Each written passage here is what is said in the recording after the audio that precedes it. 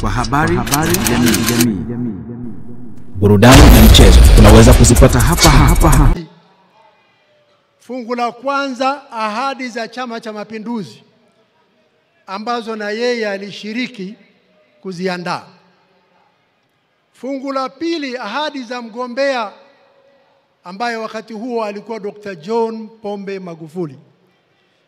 Fungu la tatu, ahadi zake ambazo zilitokana na ziara zake mikoani. Swali alilojiuliza, ninafanyaje kutekeleza ahadi kwenye mafungu haya yote matatu? Inahitaji kiongozi mtulivu, mwenye busara, aliyejipanga, kukaa na wenzake, kuweka upaumbele ili kuhakikisha kwamba kazi zote hizi zinafanyika kwa ufanisi. Watanzania ni mashahidi wakubwa kwamba rais, pamoja na kwamba aliingia kwa mshtuko katika uraisi, pamoja na kwamba alikuta ahadi kwenye mafungu matatu makubwa mengi, lakini amefanya kazi ya kutukuka. Amejituma na amejitolea. Matokeo yake ya kazi yake yanaonekana kila mahali nchini. Kila kata, kila wilaya, kila mkoa. Mashahidi wazuri wa kazi ya Rais Samia si viongozi, ni wananchi waliofaidika na kazi zake. Amefanya kazi katika sekta zote. Ilani ya uchaguzi ya Chama cha Mapinduzi imekamilika kwa 98%. Ahadi za mgombea, kwa kumheshimu mgombea ambaye yeye amemrithi, ahadi zake zimetimizwa kwa 100%.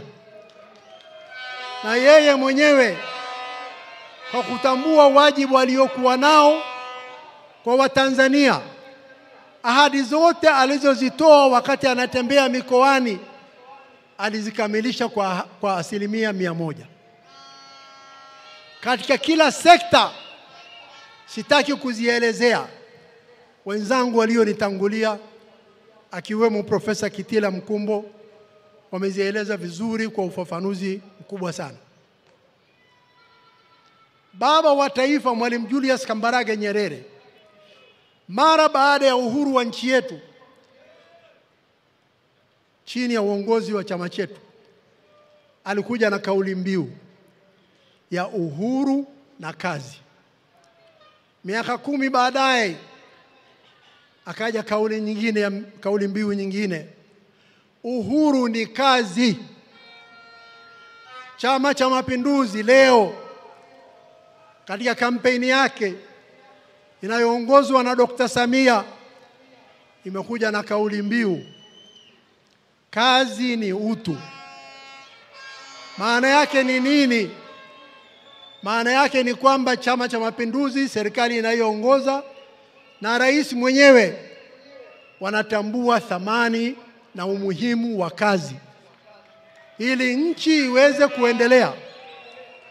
Na kazi hii ameifanya kwa ufanisi mkubwa sana, akishirikiana na kushikamana na Watanzania. Kwa hiyo tuna kila sababu ya kumchagua tena katika miaka 5 ijayo.